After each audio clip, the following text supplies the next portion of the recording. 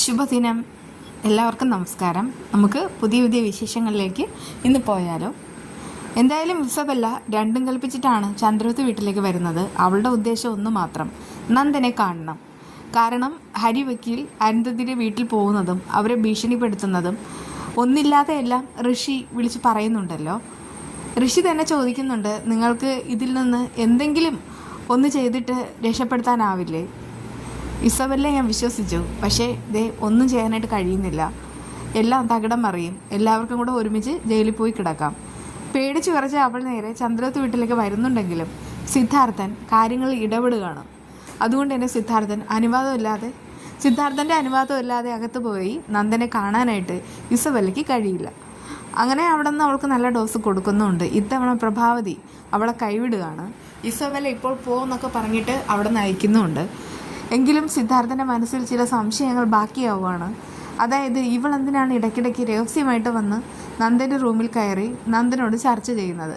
അതുകൊണ്ട് തന്നെ കൂട്ടുപ്രതി ഇവൾ തന്നെയാണ്. പക്ഷെ നന്ദൻ ഇതുവരെ ഇവളുടെയോ കെവിൻ്റെയോ പേരൊന്നും മിണ്ടിയിട്ടുമില്ല. അതൊക്കെ ഓർത്തിട്ട് തന്നെയാണ് സിദ്ധാർത്ഥൻ ഇങ്ങനെ പ്രതികരിച്ചത്. എന്തായാലും ദേവികയ്ക്ക് ഈ ഭയങ്കരമായിട്ട് സങ്കടമുണ്ട്. കാരണം ഇസബെല്ല എന്ന് പറയുന്ന പെണ്ണ് ദേവിയുടെയും ജീവിതത്തിൽ ഇടിച്ചേറി വന്നതാണ്. ആ സമയത്ത് തന്നെ നന്ദനെല്ലാം സ്റ്റോപ്പ് ചെയ്തിരുന്നെങ്കിൽ ഇങ്ങനെയൊന്നും സംഭവിക്കില്ലായിരുന്നു. അതെല്ലാം സിദ്ധാർത്ഥന് അറിയാം. അതുകൊണ്ടൊക്കെ തന്നെയാണ് അങ്ങനെ ചെയ്യുന്നത്. എന്തായാലും ഇസബെല്ല ഭയങ്കര ഷോക്കോടുകൂടെയാണ് വീട്ടിലേക്ക് പോകുന്നതും കാര്യങ്ങളെല്ലാം അറിയിക്കുന്നതും. ഇനി എന്തെങ്കിലും ഒന്ന് ചെയ്തേ പറ്റൂ. എന്തായാലും ഇനി ഒന്നും ചെയ്യാൻ പറ്റാത്ത അവസ്ഥ. എന്നാൽ ഹരി വക്കീലിന് ചില സംശയങ്ങൾ തോന്നുകയാണ്. അതുകൊണ്ട് തന്നെ കെവിനോടും ഇസബെല്ലോടും സംസാരിക്കാനുള്ള ഒരാഗ്രഹം തോന്നുകയാണ്. എങ്ങനെയെങ്കിലും നന്ദനെ ഈ കേസിൽ നിന്ന് രക്ഷപ്പെടുത്തിയേ മതിയാവും. അതുകൊണ്ടൊക്കെ തന്നെയാണ് അദ്ദേഹമാണെങ്കിൽ കെവിനെ ഇസബെല്ലയും കാണുന്നത്. ആ സമയത്ത് കെവിനും ഇസബെല്ലയും ഞങ്ങൾ എന്തിനാണ് വിളിപ്പിച്ചതെന്നൊക്കെ ചോദിക്കുന്നുണ്ട്. അപ്പോഴേക്കും അദ്ദേഹം പറയാണ്, എന്തായാലും ഞാൻ വന്നത് ഒരു സമാധാന സംഭാഷണത്തിന് തന്നെയാണ്. പക്ഷേ നിങ്ങളായിട്ട് വയലൻ്റ് ആക്കാൻ നോക്കുകയാണ്. ഞാനൊരു ലീഡിങ് ജഡ്ജിയാണ്, അത് മറക്കേണ്ട. നന്ദൻ്റെ ആത്മാർത്ഥ സുഹൃത്തുക്കളെന്ന് പറയുന്നത് ഇസബെല്ലയും കെവിനും തന്നെയാണ്. ദേവിയയ്ക്ക് പോലും ഇപ്പോൾ നന്ദൻ്റെ രഹസ്യങ്ങൾ അറിയാനായിട്ട് യാതൊരുവിധ വഴിയില്ല. അതുകൊണ്ട് തന്നെ എനിക്ക് ചില ക്ലാരിഫിക്കേഷൻ കിട്ടിയേ മതിയാവും. അപ്പോഴേക്കും ഇസബെല്ലയുടെ മുഖത്തേക്ക് കെവിൻ പേടിച്ച് നോക്കുകയാണ്. അപ്പോഴേക്കും ഇസബെല്ല ഒന്നുമില്ല, ധൈര്യമായിട്ട് നിൽക്കാനായിട്ട് കണ്ണ് കാണിക്കുന്നുമുണ്ട്. ആ സമയത്ത് തന്നെ കെവിൻ പറയുന്നുണ്ട്, സാർ എന്താ ഉദ്ദേശിക്കുന്നത്? ഞാൻ ഉദ്ദേശിക്കുന്നത് എന്താണെന്ന് എനിക്കും നിങ്ങൾക്കും വ്യക്തമാണ്. ഞാൻ ഇവിടെ വന്നത് വെറുതെ ആവില്ല എന്ന് നിങ്ങൾക്കറിയാം. അതുകൊണ്ട് തന്നെ ഞാൻ ചോദിക്കുകയാണ്, ഋഷി ഇപ്പോൾ എവിടെയുണ്ട്?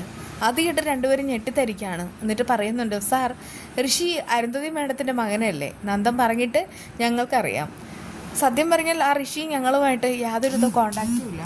അതുകൊണ്ടൊക്കെ തന്നെ സാർ എന്തിനാണ് ഞങ്ങളോട് ഋഷിയുടെ കാര്യം ചോദിക്കുന്നത്?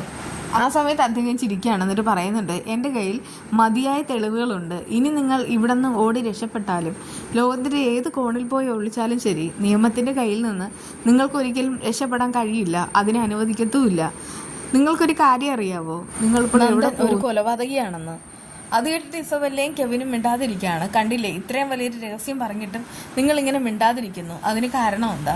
നിങ്ങൾക്ക് എല്ലാ രഹസ്യങ്ങളും അറിയാം. എന്നാൽ നന്ദ പറയുന്നത് അന്ന് ഋഷിയെ കൊലപ്പെടുത്തിയ സമയത്ത് അയാൾ തനിയെയാണ് ജഡം വലിച്ചുകൊണ്ട് പോയതെന്ന്. എന്നാൽ അരിയാഹാരം കഴിക്കുന്ന എല്ലാവർക്കും മനസ്സിലാവുന്ന കാര്യമുണ്ട്. എന്തായാലും നന്ദനെ പോലെ തന്നെ അത്രയും വെയിറ്റുള്ള ഋഷിയെ ഒരിക്കലും നന്ദന് മാത്രമായിട്ട് കൊണ്ടുപോകാൻ കഴിയില്ല. അതുമാത്രമല്ല, 2 തവണയാണ് നന്ദൻ അവനെ ട്രാൻസ്ഫർ ചെയ്തത്.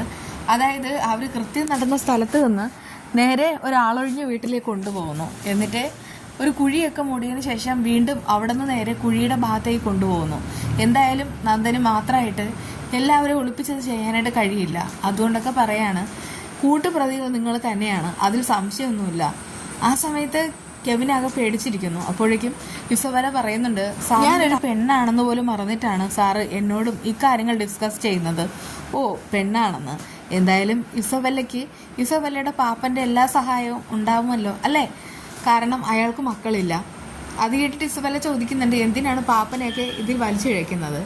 ഇസബെല്ല ഒരു കാര്യം മനസ്സിലാക്കൂ, വ്യക്തമായ തെളിവില്ലാതെ ഞാനിവിടെ വന്ന് നിങ്ങളോട് സംസാരിക്കില്ല. നിങ്ങൾ ചെറുപ്പമാണ്. നന്ദൻ്റെ പ്രായമാണ് ഇസബെല്ലയ്ക്കും കെവിനും ഉള്ളത്. അതുകൊണ്ടൊക്കെ പറയാം. എന്തെങ്കിലും കാര്യങ്ങൾ നിങ്ങൾക്കറിയാമെങ്കിൽ നിങ്ങളത് തുറന്നു പറയുക. പ്രത്യേകിച്ച് നന്ദനെ രക്ഷപ്പെടുത്തണമെന്ന് നിങ്ങൾക്ക് തോന്നുന്നില്ലേ? അപ്പോഴേക്കും ഇസബെല്ല പറയുന്നുണ്ട്, ഋഷിയെ നന്ദൻ കൊന്നു എന്ന് പറഞ്ഞപ്പോൾ ഞങ്ങൾക്കത് വിശ്വസിക്കാൻ കഴിഞ്ഞില്ല. പക്ഷേ നന്ദൻ തന്നെയാണ് പറഞ്ഞത് ഈ കേസിലാണെങ്കിൽ ഞങ്ങളോട് ഇൻവോൾവ് ആകണ്ടെന്ന്. അതുകൊണ്ടൊക്കെ ഞങ്ങൾ മാറി നിൽക്കായിരുന്നു. അപ്പോഴേക്കും കെവിൻ ഇങ്ങനെ വിയർക്കാണ്. അപ്പോഴേക്കും കരിവെക്കിൽ പറയുന്നുണ്ട്, ഇതേ കണ്ടില്ലേ കെവിൻ വിയർക്കുന്നുണ്ട്, അതിന് കാരണമുണ്ട്. കെവിൻ എല്ലാ കാര്യങ്ങളും അറിയാം. നന്ദൻ്റെ എ മുതൽ ഇസഡ് വരെയുള്ള കാര്യങ്ങളെല്ലാം കെവിനറിയാം. കാരണം കെവിനാണ് നന്ദനെ ഏറ്റവും കൂടുതൽ കോൾ ചെയ്തത്. ആ സമയത്ത് എന്തൊക്കെയോ സംസാരിച്ചതെന്നും എല്ലാ കാര്യങ്ങളും ഇതേ സൈബർ സെല്ലിൽ നിന്ന് ഞാൻ എടുത്തിട്ടുണ്ട്. അതുകൊണ്ട് തന്നെ ഇനി രക്ഷയില്ല, നിങ്ങൾക്കൊടൊന്ന് പോകാനും കഴിയില്ല. എന്നോട് കാര്യങ്ങൾ തുറന്ന് പറയുന്നത് നല്ലത്. അതായത് ആ കൃത്യം നടത്തുന്ന ആ ഒരു ദിവസം നന്ദൻ വീട്ടിൽ വന്നതിന് ശേഷം കെവിനാണെങ്കിൽ അന്ന് നന്ദനെ വിളിച്ചില്ലേ, എന്നിട്ട് എന്താ പറഞ്ഞത്, ഋഷി മരിച്ചു പോയെന്ന്. അപ്പോൾ പിന്നെ ഒരു കാര്യം വ്യക്തമാണ്, നന്ദൻ വീട്ടിൽ വന്നതിന് ശേഷം തന്നെയാണ് മരണം നടന്നത്. മരണം നടക്കുന്ന സമയത്ത് നന്ദൻ അവിടെ ഇല്ലായിരുന്നു. അതുകൊണ്ടൊക്കെ തന്നെ വ്യക്തമായിട്ട് പറയാം, നന്ദൻ അവിടെ നിറങ്ങിയതിന് ശേഷമാണ് ഈ മരണം നടന്നിട്ടുള്ളത്. എങ്കിൽ പിന്നെ നന്ദനല്ല അതിൻ്റെ ഉത്തരവാദി. ആ സമയത്ത് കെവിൻ തന്നെയാണ് അവിടെ ഉണ്ടായിരുന്നത്. അതുകൊണ്ട് കെവിൻ്റെ കൈകൊണ്ട് തന്നെയാണ് ഋഷി മരണപ്പെട്ടത്. ആദ്യമായിട്ട് കെവിനാകെ അന്തം വിട്ടിരിക്കുകയാണ്. കാരണം ഇങ്ങനൊരു തിരുമല നടക്കുമെന്ന് അയാൾ വിചാരിച്ചതേ ഇല്ല, പച്ചക്കള്ളം, എന്തായാലും ഞാനത് വിശ്വസിക്കില്ല എന്നൊക്കെ കെവിൻ പറയുന്നുണ്ട്. അപ്പോഴേക്കും ഹരിവക്കിൽ പറയുന്നുണ്ട്, ഇല്ല, ഇനി തനിക്ക് ആരുടെയും കയ്യിൽ നിന്ന് രക്ഷപ്പെടാനായിട്ട് കഴിയില്ല. അന്ന് രാത്രി എന്താണ് യഥാർത്ഥത്തിൽ നടന്നതെന്ന് കാര്യങ്ങളെല്ലാം വ്യക്തമായിട്ട് പറഞ്ഞേ മതിയാവൂ. നന്ദൻ പോലും നിങ്ങളെക്കുറിച്ച് ഒരു വാക്ക് പറഞ്ഞിട്ടില്ല. പക്ഷേ എല്ലാം അറിയുന്ന മറ്റൊരാളുണ്ട്, അതെനിക്ക് വ്യക്തമായിട്ട് അറിയാം. അതായത് പ്രഭാവതിക്ക് പല കാര്യങ്ങളും അറിയാം. എന്തായാലും മകനെ രക്ഷപ്പെടുത്താനായിട്ട് പ്രഭാവതി എല്ലാ കാര്യങ്ങളും തുറന്ന് പറയുകയും ചെയ്യും. അങ്ങനെയാണെങ്കിൽ ഈ കൃത്യം മറച്ചു വെച്ചാൽ നിങ്ങൾക്ക് മാപ്പില്ല. അതുകൊണ്ട് മര്യാദയ്ക്ക് സത്യങ്ങൾ തുറന്നു പറയും. ആ സമയത്ത് ഇസബെല്ല കൂളായിട്ടിരിക്കുകയാണ്. എന്നിട്ട് പറയുന്നുണ്ട്, സാറിപ്പോൾ കെവിൻ്റെ കാര്യമാണ് പറഞ്ഞത്, ഇതിൽ എനിക്ക് ഒരു ഇൻവോൾവും ഇല്ല.